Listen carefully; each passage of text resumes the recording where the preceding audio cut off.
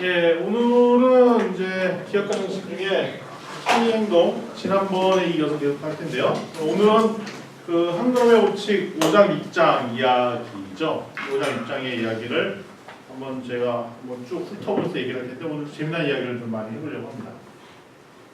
위기, 기회, 그리고 나. 적어보니까 뭐 있는 것 같아요, 느낌에.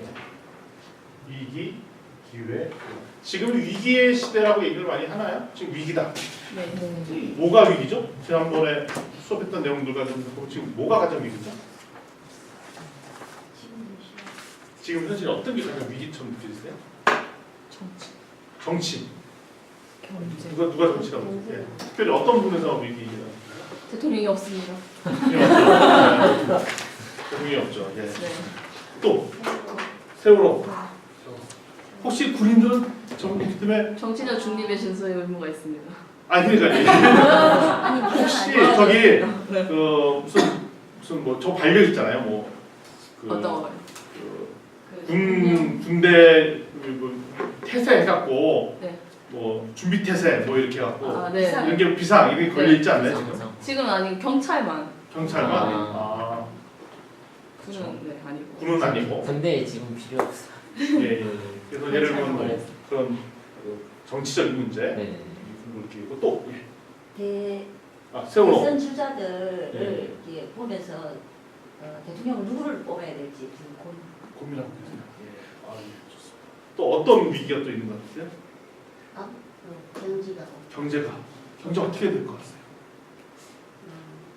대통령은 잘 뽑으면 경제가 대통령 잘 보면 경제가 좋아질 것 같다. 대통령이 잘못되면 경제가 경제 안 좋을 것 같다. 예, 좋습니다. 혹시 어떤 위기 의식? 외교. 외교. 특별히 중국과의 관계. 사드. 트럼프. 우리 저기 문솔 우리 한국에 올 때 부모님 걱정하셨대. 이제 한국 가면 지금 큰일 난다. 그렇죠? 걱정하셨죠. 일본은 위안부. 위안부. 이럴 때 사실 기회라는 기회. 왜 기회냐 하면 보통 평화 시기나 안정 시기에는 새로운 틀이 잡혀져 있기 때문에 거기에 새로운 사업자가 진입하기가 쉽지가 않은데 위기 있을 때는 기존의 틀이 흔들려 있었거든요. 그 흐름을 잘 노리면 새로운 기회를 잡을 수 있다는 게 일반적이죠. 그래서 꼭 위기가 끝난 다음에는 새로운 빅스타들이 나와요. 왜냐하면 대부분 위기 때는 사람들이 보수적으로 바뀌어요. 새로운 투자도 안 하고, 그다음에 몸 조심하고, 그다음에 위기 때 무너지는 기업체도 많이 생기죠. 그때 잘 기회를 만들면 뭐가 된다? 기회가 생긴다는 거죠. 그러니까 제가 보니까 지금이 분명히 올해, 내년 이럴 때가 되게 위기적인 상황들이 생길 것 같아요.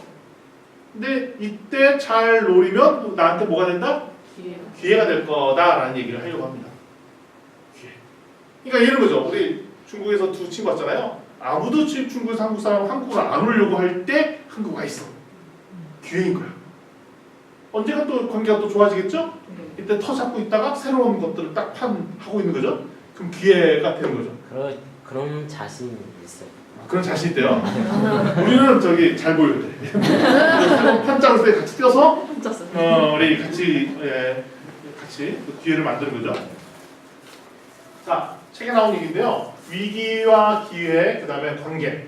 첫 번째 한번 읽어볼게요. 한 목소리로 시작. 세상에 문제가 없는 것은 없다. 단지 기회일 뿐이다. 그렇죠. 그래서 문제는 없고 문제를 어떻게 기회로 만들 것이냐. 그래서 경제 위기도 하나의 우리한테는 기회라는 거죠. 경제 위기가 왜 기회냐? 주식을 따지면 아주 고가의 주식을 싸게 살 수 있는 기회인 거고, 하여튼 새로운 기회들이 계속 생길 수 있는 거고, 가계부채가 나와서 뭐 나중에 뭐 금융위기가 오면 뭐 집이 도산하고 매물이 많이 나온다는 얘기는 뒤집어서 얘기하면 비교적 저렴한 가격에 부동산을 획득할 수 있는 기회가 된다는 것이고, 그러니까 위기는 잘만 살펴보면 우리한테 기회가 될 수 있다는 그런 얘기를 하는 것입니다. 두 번째 한번 읽어볼게요. 시작. 문제를 해결하고 진행 과정에서 이 문제를 기회로 바꿀 수 있는 통찰력은 생각과 중의 한 장 차이다. 이때 통찰력이 필요한 거죠. 대부분은 군중심리라는 게 있어요. 군중심리 들어보셨죠? 군중심리. 와, 뭐 그걸 다 몰려가죠? 와 하는 특별히 위기 상황이 되면 첫 번째로 나타나는 증상이 불안과 공포심이 와요. 불안과 공포심이 나오면 이성적인 사고가 없어져 버리고 군중 심리로 불안한 의사결정을 쫓아갈 수밖에 없게 돼 있죠. 그거를 막을 수 있는 유일한 길은 이 상황을 정확히 읽고 통찰력을 키우는 것인데 이 책에서 제안하는 방식은 뭐죠? 요번 주의 주제. 예, 뭐라고요? 큰 목소리 뭐라고요?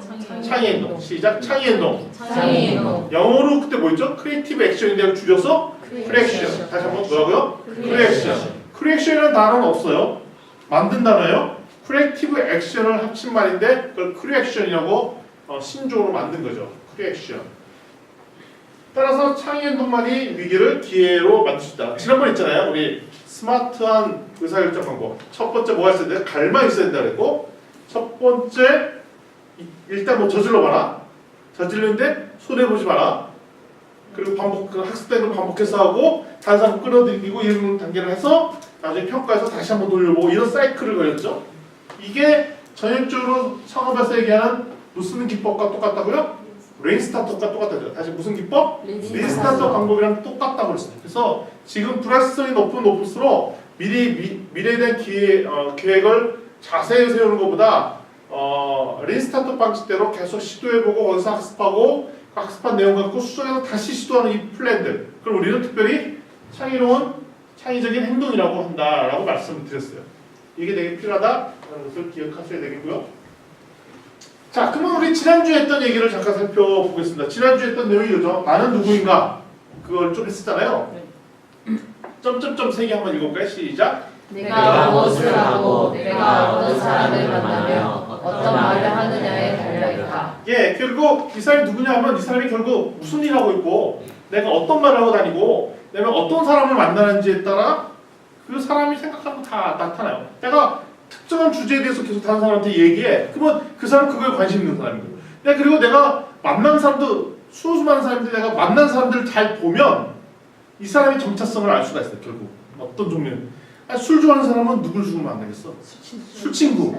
축구 좋아하는 사람은 축구 하는 사람 만나겠죠. 결국 그러니까 자기가 어떤 사람과 만나느냐에 따라 그 사람의 정체성을 볼 수 있어요. 그래서 제가 저 얘기까지 했잖아요. 지금 21세기에 특히 최근에 소셜미디어가 발달한 지금 시대에서 볼 때는 저 사람이 어떤 사람인지 알아보려면 뭐만 보면 알 수 있다고요? 페이스북이나 SNS만 보면 저 사람이 어떤 사람인지 알 수 있다는 거죠. 그래서 미국이나 이런 데서 신입사원 면접을 볼 때 반드시 그 사람의 소셜미디어를 훑어보고 확인해보고 이 사람이 주로 어떤 사람과 친구를 맺고 있고 타임라인에 어떤 글들을 적고 있고 댓글에 어떤 글들을 하고 뭐에 관심 인사를 보면 그 사람의 정체성이 나타나죠. 그렇죠? 그리고 저도 누구랑 이렇게 만나러 가기 전에는 꼭 그 사람 새로운 영업을 할 때라든지 아니면 새로운 사람 만날 때 꼭 그 사람의 페이스북을 가서 그 사람이 어떤 이야기를 하고 뭐에 관심인지를 알아보고 이야기하죠. 근데 저도 그런 것 같아요. 다른 사람이 저 만날 때 처음에 이런 얘기 합니다. 뻘쭘한 관계예요. 근데 처음에 만났을 때 제가 교수님 타임라인 보고 왔어요. 그러면서 아니 뭐에 관심 있으시다면서요? 이런 얘기를 먼저 꺼내면 갑자기 친숙도가 높아지죠. 그래서 얘기를 하죠. 그러면 이 사람은 저에 대해서 제가 뭐에 관심 있고 어떤 생각을 하고 있고 어떤 분들이랑 서로 교류 관계를 맺는지 유익 있게 본다는 거죠. 결국은 이 사람이 어떤 생각을 했는지는 결국은 드러나기가 말, 행동 이런 것들을 통해서 드러난다는 것이죠. 자, 우리가 그것들을 적었어요. 지난번에 했던 거에 보면 여기다 막 적었잖아요. 기억나시죠? 네. 좀 이따 다시 리바이벌 할 거예요. 지난번에 적어놓고 왜 안 써먹냐면 오늘 하려고 안 써먹었던 거예요. 그동안에 어떤 활동들을 했는지 했었잖아요. 그걸 오늘 써먹으려고 좀 저거를 가지고 있습니다. 자, 그런데 여기부터 읽어보겠습니다. 시작. 이런 것이 섞여서 나의 강점과 약점을 이룬다. 같은 것이라도 어떻게 연결되어 있느냐에 따라서 강점이 되기도 하고 약점이 되기도 한다. 예, 지난주에 저희가 그러면서 적정 기술 얘기를 했었는데 어떻게 하면 저희가 적정 재능이라는 표현이 더 적절한 것 같아요. 내가 특정 한 분야의 베스트가 되기는 쉽지 않다고 말씀드렸죠. 내가 영어를 잘 한다고 해요. 그렇지만 영어를 전 세계에서 가장 잘하느냐? 그건 아니 쉽다 아니죠. 우리 모국어를 영어로 쓰는 요 분도 영어를 지구에서 가장 잘해요? 네. 장난이죠. 네네, 그죠. 예. 그러니까 저한테 그러니까 당신이 한국말을 가장 우리나라에서 제일 잘합니까? 라고 하면은 갑자기 주눅이 들어요. 아니, 나도 좀 말을 조금 한다고는 하지만 그렇다고 제가 뭐 아나운서나 이런 사람들보다 말을 더 잘하는 거, 정치인보다 말을 잘하는 것도 아니고 기타 등 여러 가지 생각하면서 그래 복잡해지죠. 특정 분야에서 최고가 된다는 것은 쉬운 일이 아니에요. 그래서 제가 지난주에 또 예를 들었던 것이 아니라 저는 절대로 우리 애들은 가수를 안 시키겠다. 왜 그런 얘기를 했었죠? 가수가 너무 잘하는 가수가 너무 그러니까 제가 K-pop 스타 뭐 이런 걸 봐도 쟤 너무 잘했는데도 떨어져. 더 기가 막힌 것은 그 K-pop 스타 뭐 지금 7 하는가? 6 하는가요? 6 하고 있어요? K-pop 스타. 거기에 보면 이제 박진영 또 누구야 또 양현서 유희열 그런 사람들이 또 리크루팅을 하잖아요. 1등 했던. 근데 그 1등에서 리크루팅 했는데도 걔들 중에도 안 뜨는 애들이 있어. 1등에서 갔는데도. 그 도대체 어떤 애들이 가수라냐. 그래서 알았죠. 아 특정 분야에서 넘버원 되는 것은 진짜로 쉬운 일이 아니구나 라는 것을 제가 깨달았어요. 그래서 제가 지난번에 말씀드렸지만 그 러시아어 전공했는데 영어랑 합쳤더니 러시아도 잘 못했지만 섞었더니 새로운 영역의 전문성이 발견됐다는 얘기를 했던 것처럼 내가 숨어있는 그동안에 해왔던 수많은 활동들, 액티비티도 그것을 어떻게 연결하고 꿰느냐 적정 재능을 적정한 상황에서 발휘해주는 것이 되게 중요하다는 얘기를 지난주에 했었어요. 바로 그 얘기를 오늘 다시 한번 끄집어내려고 합니다. 지난주에 우리가 했었던 수많은 자기의 활동들을 가지고 오늘 그것을 엮어서 어떤 활동들을 해낼 건지를 워크숍 때 해보려고 합니다. 기대하셔도 좋을 것 같아요. 예. 근데 기대하셔야 될 얼굴 표정인데 부유한 듯한 얼굴 표정인데 재밌을 거예요, 오늘도. 예.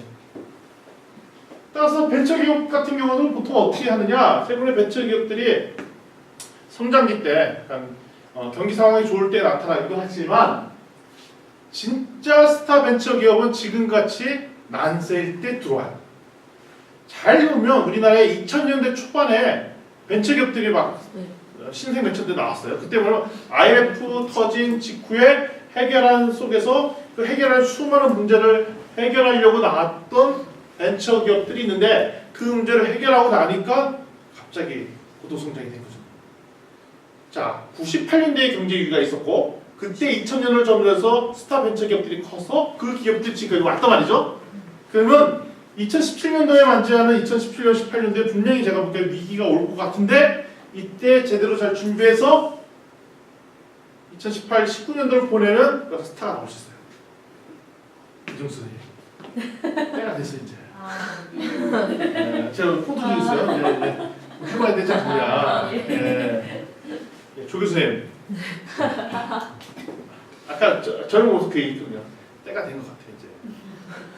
때가 됐어요. 요리조리 하셔야 잘해야 되고 우리 귀농귀촌 하시는 그분 새롭게 우리 아무도 한국을 알려고 할 때 한국에 온 두 사람 위기 어디 읽어봐 두 사람만 읽어봐 문제석으로 되어준다. 문제 속으로 확 들어간 거죠. 문제 속으로 쑥 온 거야. 문제 속으로 쑥 들어온 거죠. 우리 지금 또 우리 중2 아시죠? 네. 중2 되면 이제 저녁이 한 2년 남았죠? 네, 2년간 남았어요. 예. 잘 준비하면 바로 전역하자마자 확실하게 지내요. 예. 그리고 그동안 오랫동안 준비하셨던 분이 딱 느껴져요. 남편이 하는 거 다 보고 감망을 했어요. 다 죽었어 이런 분. 나의 시대다. 나의 시대다. 문제 근데 그거의 핵심은 뭐냐면 지금 있는 과감한 문제 속으로 들어가는 걸 하는 거예요 지금도. 그리고 창의 행동으로 대안을 만드는 거죠. 그래서 지금 제가 말씀드렸잖아요. 기말 과제가 어떤 성격이 될 건지 말씀드렸잖아요. 지금 여러분들 하는 것들을 나중에 발표하고 이런 작업들을 할 거예요. 참고서 한번 말씀드리면 파이널 발표할 때는 제가 그것도 프레임워크를 줄 거예요. 그래서 10분 정도 프레임워크를 발표했을 프레임워크를 드리면 그때 뭘 하려고 하냐면 제가 녹화를 뜨려고 해요. 그래서 1인당 다 그게 유튜브로 딱 올려놓고 올려보려고 할 계획이에요. 예. 그럼 한 사람의 나의 비전과 삶과 그다음에 걸어왔던 길을 딱 10분 동안 프레젠테이션 하면 그게 뭐냐면 자기의 브랜드가 되는 거예요. 브랜드. 브랜딩 작업하면 퍼스널 브랜드라는 게 되게 중요하거든요. 그래서 그런 작업을 하려고 해요. 그게 파이널 프로젝트. 기대가 되시죠? 기대가 안 되세요? 기대가 안 돼요. 그래서 대안을 만들고 행동하는 것들을 해보는데, 자, 대안을 만들 때 기준이 있습니다. 제가 시도하는 거 좋아요. 실행해보는 거 좋아요. 근데 그 시도하고 실행하는 것들이 다른 사람들이 쉽게 따라할 수 있는 거라면 그런 경쟁력이 없어요. 그런데 해서 자네들이 좋았어요. 좋은 대안을 만들었어요. 그때 딱 봤더니 좋은 방법이네? 바로 그 다음날 쫓아갈 수 있어. 그러면 좋은 대안이 아니라는 거예요. 그래서 어떻게 하든지 다른 사람이 쉽게 이런 거죠. 알고도 못하는. 그 알고도 못하게 하는 방법이 뭐가 있느냐? 결국은 내가 걸어왔던 역량들을 꿰면 다른 사람이 못 쫓아가는 게 돼버려요. 왜냐하면 여러분들이 갖던 수많은 커리어는 여러분들만의 커리어잖아요. 경험했던 거. 이런 걸 꿰는데 당할 재주가 없는 거죠. 제가 이런 생각을 해봤어요. 아까 밥 먹으면서 우리나라에 중국어 강좌도 많고 영어 강좌도 많잖아요. 근데 보니까 영어도 가르치고 중국어도 가르치는 분위기인데 솔직하게 이 두 분이 우리나라의 최고의 수준은 아니란 말이죠. 근데 제가 최고의 수준을 만들 수 있겠다 싶은 생각이 있는 거예요. 뭐냐면 중국어를 영어로 가르쳐볼까? 중국어를 영어로 가르쳐줘. What's meaning of the bar? 이런 식으로. 어려워요. 그러면서 그때 컨텍스트를 커피 수업을 하면서 그걸 하는 거예요. 그러면 알죠? 커피 로스팅, 교도 커피 로스팅 하지만 제가 알기로는 최고 베스트 수준이 아니에요. 그런데 이거를 적정한 재능들이 섞여서 하면은 대한민국에서 아무도 따라할 수도 못할 수도 있는데 이런 거죠. 자기가 이런 것들을 골고루 같이 할 수 있는 역량을 가진 사람들은 힘들어지고 확 줄어들고 그게 일종의 비교이고 그게 일종의 진입 장벽이라는 거죠. 따라서 근데 그걸 억지로 만들어내려면 쉬운 일이 아니에요. 쉬운 일이 아니에요. 그럼 답은 어떻게 되냐? 결국 내 안에 있던 적정 재능들을 어떻게 엮어내느냐. 근데 그것만으로 차별화가 안 되기 때문에 더 어떻게 하면 좋으냐? 우리가 파트너가 되어 있는 이 그룹들끼리 코워크를 하는 거죠. 코워크. 코워크를 하면은 이 사람이 갖던 재능, 저 사람이 갖던 재능이 전혀 다르거든요. 그를 어떻게 꿰느냐에 따라 완벽하게 진입장벽을 만드는 비교우리를 만들 수 있다는 거죠. 자, 그러면 둘이 할 때보다 셋이, 넷이 하면은 더 차별화라는 게 만들어질까 아닐까요? 더 만들어지겠지. 더 다른 다양한 생각들이 들어가기 때문에. 따라서 우리 창업대학원 요 과정들 통해 이렇게도 모여서 토론 시켜보고 저렇게도 토론 시켜보고 그러면서 뭐냐면 저 친구랑 동업을 해야 될까 말할까 약간 결을 익히는 거죠. 해보는 거고. 그리고 또 실제 말을 하는 거랑 실제 해보는 거랑 또 다르거든요. 그냥 한번 저질러 보는 거죠. 이정 선생님이 지금 저지르고 있어요. 뭐냐면 4월달에 지금 송호범 원우랑 같이 중국어 클래스를 열잖아요. 이게 잘 될까요? 잘 안 될까요? 몰라요. 잘 될 수도 있고 잘 안 될 수도 있어요. 이게 실험하는 거죠. 잘 되면 좋고 안 되면 좋고 만약 안 되면 거기서 또 배우는 거죠. 배운 다음에 그걸 어떻게 다시 디자인을 바꿔서 새로운 방식으로 해볼 수 있는가 이런 것들을 해보는 거죠. 이런 수많은 시도들을 하는 것들이 뭐다? 이게 뭐다? 창인동. 근데 이거 한다고 손해 많이 봤어요? 돈 막 허물고 집 팔고 막 그럼 해도 된다. 물론 손해 보는 거 있어요. 시간, 정성 이거 좀 들죠. 근데 그거 한다고 크게 그건 아니죠. 재밌었죠. 아유, 그래도 재미로 웃긴다는 얘기는 옷에 맞는 거야 지금. 딴 거 하면 안 돼. 딴 거 하면 안 돼. 손에 있어. 잘 붙였어. 동영상 하나 보도록 할게요.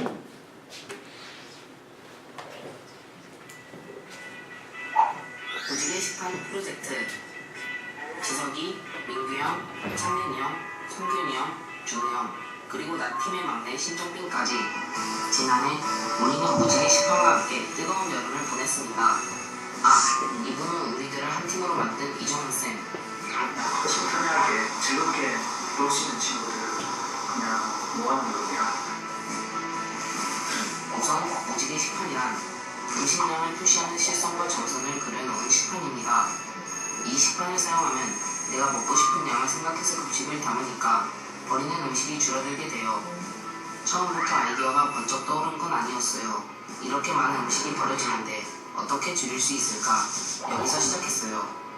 왜 그런지 이유를 알고 싶어서 점심시간에 친구들 관찰하고 따라다니다 보니까 다들 집에서는 이렇게 많이 남기지 않는데 학교 급식을 먹을 때는 엄청 남기는 거예요. 그러다가 현준이라는 친구가 있거든요. 현준이가 급식 먹는 과정을 그대로 따라가 봤어요. 그대로 그림도 그리고 사진 찍은 것도 붙여놓고 하다 보니까 애들이 일부러 급식을 남긴다기보다 음식을 받을 때 너무 많은 양을 받는 거예요. 내가 담을 때도 나도 내 양을 잘 모르겠고 내식하는 친구한테 조금 달라고 했는데 그 조금이라는 말이 모두에게 달라고 거예요. 이게 서로 말이 안 통해서 생기는 문제더라고요. 그리고 나서는 무엇을 바꿔야 내가 원하는 양을 정확히 알고 또 전달할 수 있을까 계속 고민했죠. 그러다 기준을 만들어주자. 이렇게? 아니면 저렇게? 수십 번의 시행착오 끝에 지금의 무지개 식판이 만들어졌어요. 우선 50개를 만들어서 우리 반 아이들 점심시간 때 먹어봤는데 실제로 음식물 쓰레기가 눈에 띄게 엄청 준 거예요.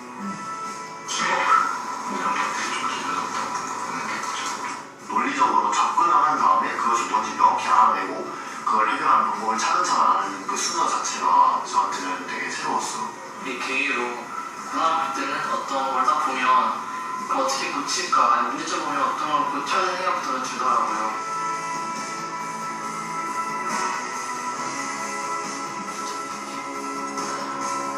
자랑스러워요.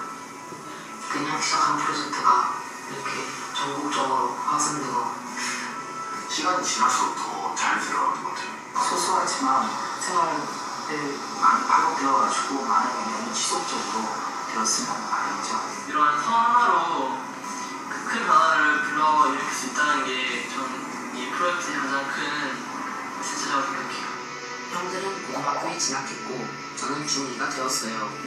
우리가 자란 만큼 무지개 식판도 많은 분들의 관심 속에 계속 발전하면서 더 많이 만들어지고 더 넓게 퍼져나가고 있어요. 화전형 놀았어요. 부담을 갖지 말고 재밌게 하다 보니 말로만 즐기는 게 아니라 정말 재밌게 순수한 마음을 가지고 그냥 가는 게 가장 중요하지 않나. 우리가 살고 있는 이 세상에는 너무나 많은 일들이 일어나고 이것들을 모두 다 해결하기는 어렵겠죠. 하지만 무지개 식판과 함께하면서 배우게 된 건 엄청 복잡하고 거대해서 엉켜있는 문제라도 진짜 문제의 시작을 알면 의외로 쉽게 해결할 수 있다는 거예요. 그리고 해결된 것들이 실제로 많은 사람들에게 도움이 된다는 것도요. 새로운 눈으로 주위를 둘러보세요. 나만의 진짜 시작점이 보일 거예요. 예. 그러니까 문제를 풀어야 된다 얘기하는데 그 문제를 잘 관찰하면 그 문제의 원인을 알 수 있다.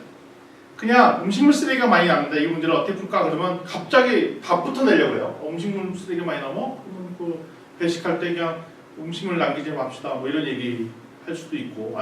그러면 뭐 줄일 수가 없어. 환경 안 바뀌어. 그러면 남는 것 쓰레기를 어떻게 더 효율 있게 효과적으로 쓸 수 있는 방법 이런 걸 연구할 거잖아요. 그럼 복잡하다고요. 그런데 뭘 했죠, 얘네들이? 관찰해서 관찰했더니 보니까 얘네들이 집에서는 음식물을 안 남겨. 근데 밖에 와서 남기더라 이거죠. 그래서 왜 남기다 보니까 기준이 없어서 그러니까 조금 달라고 할 때 조금의 기준. 저도 식판에서 먹을 때는 평상시 밥으로 먹을 때나 밥 공기에 먹을 때는 기준이 다르더라고요. 군대 식판도 그렇죠. 네. 뭐 답다 보면 다 답다 못 보면. 먹는데 이게 많은지 모르고 담고 나서 먹다 보면 많다는 걸 느끼고. 그렇죠. 그래서 저 같은 경우는 그럴 때는 억지로 먹죠. 알고 보니까 두 공기 먹는 거야. 그러니까 그 식판에 좀 넉넉히 이렇게 닫으면 밥 두 공기인 거예요. 네. 반 공기를 담는 순간 어떤 느끼냐면 되게 조금 먹는 듯한 느낌을 받아요. 조금 소금 먹는 사람 느낌으로는 그게 사실 밥 한 공기였는데 그리고 반찬 이렇게 담다 보면 평상시에 먹는 반찬의 2배를 먹어. 조금씩 담다 보면 이게 조금 더 놔야 되고 그래서 저 같은 사람은 아까우니까 다 먹죠. 아니면 다른 사람들은 억지로 버리고 싱글싱글 쓰레기가 많이 생기든가 아니면 이렇게 뚱뚱뚱뚱 된다든가 뭐 이렇게 되겠죠. 문제가 있는 거예요. 그 관찰을 잘 해보니까 아하 이게 기준이 없었다는 걸 알게 됐다는 걸 알게 됐죠. 그래서 처음에 이런 걸 가지고 10번짜리고 자 이게 공군에서 쓰인다는 공군에 있어요 이게 지금? 아니요. 그거 뭐지 아까? 비행단으로. 공군 비행단. 전투 비행단이라니까 저기 전투기 있는 데가 있나 봐요. 아 그쵸. 그쪽에서 쓰인다고 하고 뭐 학교에서 쓰인다고 하고 이게 딱 디자인을 했죠. 이걸 테스트하고 자 이런 거예요. 창의적 문제 해결은 뭐냐면 문제 정의를 정확히 내리는 거. 그러니까 혁신적인 아이디어를 만들려면 우리 보통 답을 먼저 풀려고 하는데 이 문제가 생긴 원인이 무엇인가를 정확하게 파악하고 그 근원이 뭔지를 잘 관찰하는 영역이 되게 필요하다는 거죠. 그래서 이런 거죠. 학교 급식에서 음식물 쓰레기를 어떻게 하면 줄일 수 있을까? 이거는 사실 해결하기 되게 어려운 과제예요.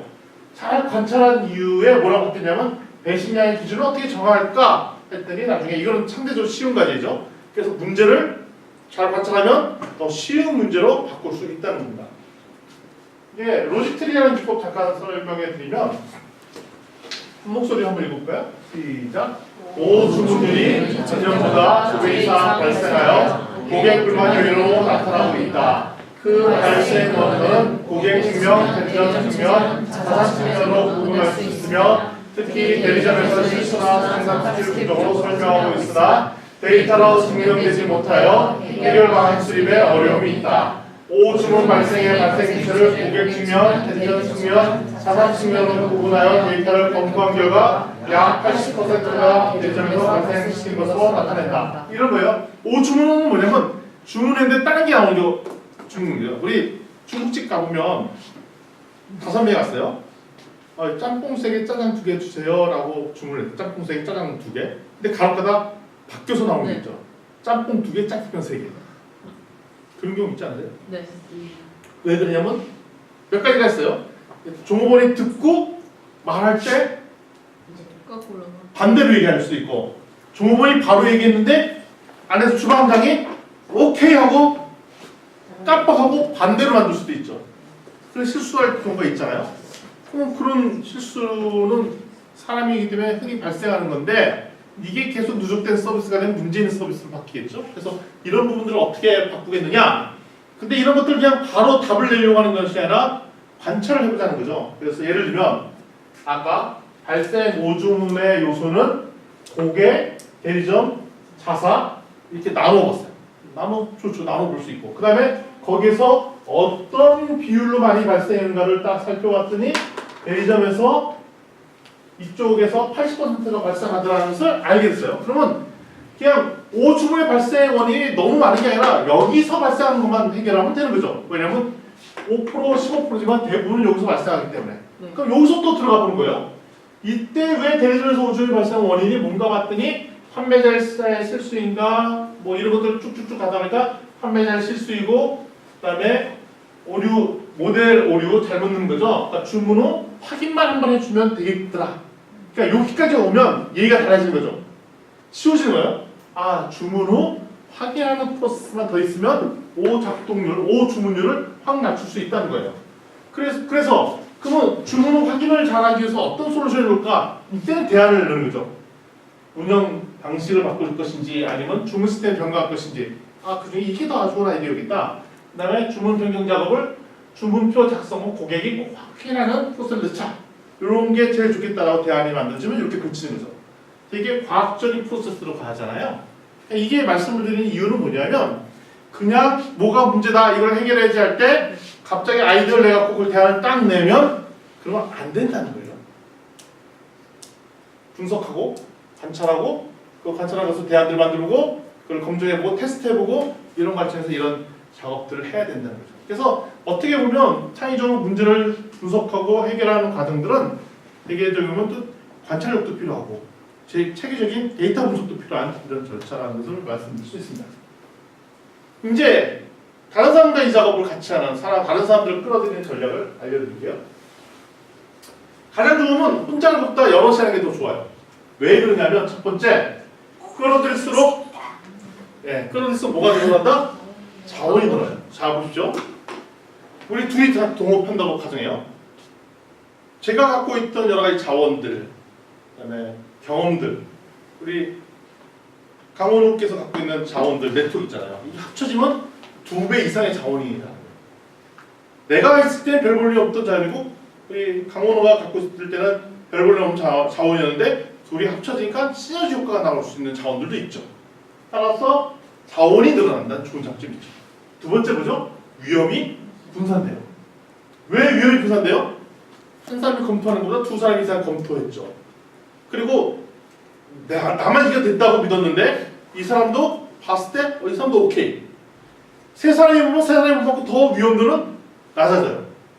만약에 이 10명이 다 같이 한다. 그러면 더 위험도는 더 낮아져요. 그러면서 만약에 이 소비자 그룹과 생산자 그룹이 섞여 있는 생협 같은 분위기로 한다면 최소한 우리가 생산도 하지만 소비까지 이루어지는 이런 패턴까지 간다면 위험도는 더 많이 낮아지겠죠. 왜냐면 저번에 우리가 먹지 뭐 이런 거예요.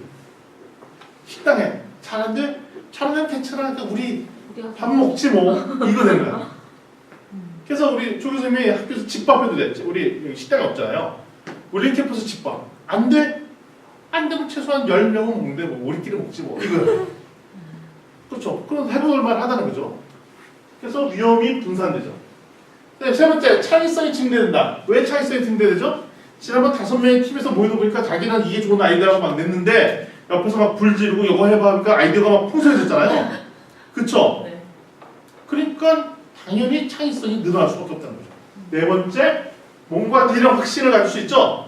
아니 맨 처음 혼자 있으면 할까 말까 하다가 옆에서 불 지르잖아요. 이정수 선생님 해봐 불 질러 봐. 다음 주에 강의해봐. 그러니까 바로 다음 주에 강의하잖아요. 될 거라는 확신이 있어요. 어저께 제가 엊그제 우리 송하봉 분 만났는데 이런 얘기 하는 거예요. 보니까 커피숍에도 일하게 됐고요. 또 중고도 가르치게 됐어요. 근데 생각보다 이런 것도 빨리 하게 됐니? 엄청 빨리 하게 됐다는 거예요. 그걸 해야겠다라고 생각했는데 온지 뭐 1, 2주 만에 그걸 하게 됐어요. 그게 왜 그랬냐면 혼자 있으면 시간 걸리죠. 옆에서 불 지르는 사람 있잖아요. 불 지르는 사람 있잖아요. 같이 불 지르죠.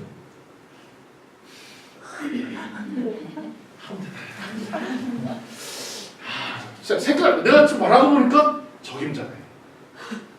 타고난 사업가네. 혁신가네. 나중에 따로 만나서 얘기해요.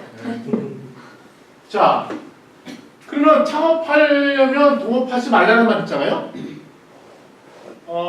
책에도 나오지만 밥슨 컬리지 연구 데이터를 보면은 성공률을 높인 데는 창업의 비율이 대부분이 높았대요. 그러니까 옛날에는 창업하려면 동업해서 창업하지 말라, 특히 안산까지 동업하지 말라라고 얘기했는데 그게 아니라 성공하려면 반드시 동업으로 창업하라는 게 지금 패턴이라는 겁니다. 자, 밥슨 컬리지 연구에는 성공한 사업가일수록 사업 초반 때부터 다른 사람들을 끌어들여서 같이 하는 거죠. 두 번째 걸 보겠습니다. 시작. 창의력을 제공하는 사람들은 외부 경쟁 업체와의 경쟁보다도 자신의 입시 강화에 집중한다. 이를 위해 헌신적인 동업자를 끌어들인다. 네, 첫 번째 다른 경쟁자를 먼저 생각하는 것이 아니라 내부에서 어떤 사람이 협업해서 이 일들을 할까를 먼저 측정을 한다는 거예요. 그리고 제가 투자 유치하거나 이런 자리를 가보면 첫 번째로 그 사람이 갖고 있는 아이템 아이디어보다 저 사람이 누군지 먼저 보고 저 사람 누구랑 같이 일하는지 먼저 봐요. 그 팀을 봐요. 그 팀이 되게 중요해요. 저 보니까 저 팀은 내가 보니까 이번 아이템을 안 좋아도 저 팀을 몇 명을 보니까 저 팀은 뭐 할 것 같아? 그럼 그 팀에 투자를 해요. 그래서 최근에는 투자 대상이 아이템보다 뭐가 더 중요하다? 팀, 어떤 사람들이 같이 팀을 이뤄서 하고 있냐가 되게 중요하다는 것입니다.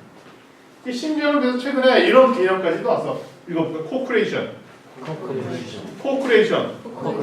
그래서 어떤 집단 같은 경우는 제가 메이커예요. 근데 소비자 집단과 같이 팀을 이뤄서 같이 만들고 같이 팀이 되고 같이 사업하고 뭐 이런 거예요.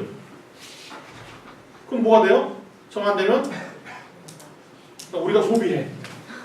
같이 설계해. 같이 만들어. 오히려 소비자가 설계 도면을 제공해줘. 채택계 설계 도면을 또 판매도 해. 이런 프로세스가 코크레이션인데 이게 최근에 나와 있는 핫 이슈들 중에 하나라는 거죠. 결국 뭐냐면 참여를 이끌어내는 작업들을 하는 핵심들 하죠. 그래서 어떻게 보면 6차 산업의 그 체험 농장 같은 경우도 일종의 코크레이션이에요. 서비스 자체를 같이 만들어내는 거잖아요. 협동조합도 그와 유사한 형태에 가까이 돼 있고. 그래서 결국 어떻게 사람들을 이끌어내는가가 핵심이죠. 따라서 우리 주변의 사람들을 이렇게 확 이끌어내는 게 되게 중요한데, 그래서 이때 주의사항은 아까 창의 행동 되게 중요하다고 했잖아요. 개인 수준의 창의 행동도 중요하지만 이제 집단적으로도 창의 행동, 위험에 빠지지 않고 그 집단이 해볼 수 있는 수준에서 해보고 이런 거죠. 그렇지만 누구든지 다 이해 강사가 될 수 있어요. 그러니까 여러분들 여기에 보면 저 사람 나랑 전혀 결이 다른데 아예 결 잘 맞출 수도 있어요. 할 수도 있고. 그리고 이 사람들이 공통적으로 본인이 감당할 만큼 그러니까 특정 이상의 손해를 안 보고 투자할 수 있는 범위 내에서 작업을 하는 게 중요하다. 중요합니다. 결국 다른 사람의 작업을 함께 끌어당기는 수밖에 없는데 이때는 핵심 지표가 세 가지라는 거예요. 1단계가 뭐? 남에게 남에게 기대지 남에게 기대지 마라 이거예요. 어떤 사람한테 제가 투자하려면 아유 본인은 안 하고 주체인데 다른 사람을 데리고 다른 사람한테 시켜. 그럼 안 돼요. 본인도 나를 같이 합시다. 본인이 막 해갖고 사업을 해야 다른 사람이 그 사람을 신뢰하고 그 작업을 할 수 있다는 거죠. 두 번째 뭐죠? 정리. 왜냐면 협동조합이고 팀이 되려면 그 프로세스나 이런 게 속이는 것이 없이 명명백백하게 얘기를 해줘야 다른 사람이 신뢰감이 늘어나고 신뢰감이 늘어나야 저 사람 나를 속이지 않을 거야 라는 믿음 때문에 같이 코워크가 일어날 수 있다는 것이죠.